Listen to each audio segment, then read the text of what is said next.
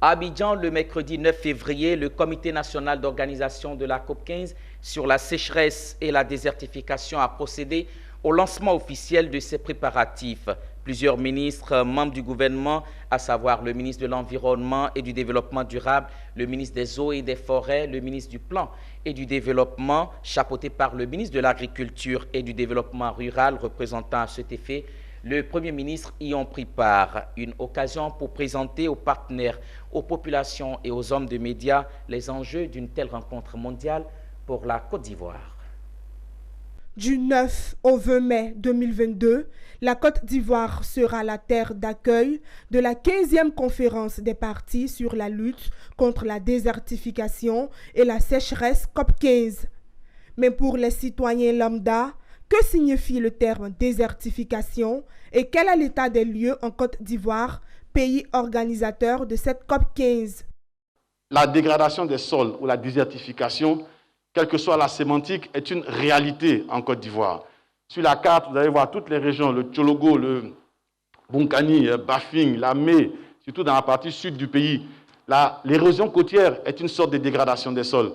Donc toutes les régions, le centre, le Beauclerc, toutes les régions du pays sont concernées effectivement par ce phénomène d'érosion des sols et de dégradation des sols. Au cours du lancement officiel des préparatifs de cette rencontre intercontinentale, ce mercredi 9 février, un accent particulier a été mis sur l'objectif de cette rencontre qui a vu la participation de toutes les composantes sociopolitiques, culturelles et économiques du pays, mais aussi une forte délégation ministérielle.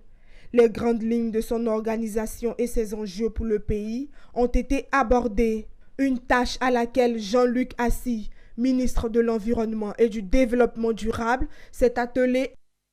La Côte d'Ivoire est donc tout à fait à l'aise pour abriter cette conférence de haut niveau et parler de cette thématique qui affecte la sécurité écologique de la planète, l'élimination de la pauvreté, la stabilité socio-économique, la santé et le développement durable.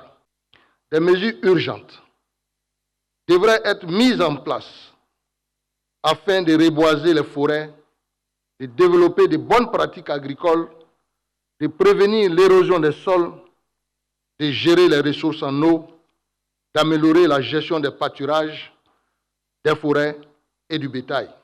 Il regroupera 197 pays du monde et donc revêt pour l'État de Côte d'Ivoire une importance capitale. La communauté mondiale reconnaît depuis longtemps que la dégradation des terres et la désertification constituent un problème économique, social et environnemental majeur qui préoccupe de nombreux pays dans toutes les régions du monde. En marge de la COP15, la Côte d'Ivoire sera à l'origine d'une grande initiative mondiale visant l'accroissement de la production agricole durable à l'échelle de la planète, tout en préservant les fonctions écosystémiques des sols et autres facteurs de production. Le lancement de cette initiative, baptisée du nom du chef de l'État lui-même ou de la ville d'Abidjan, sera considéré comme l'héritage politique de l'organisation.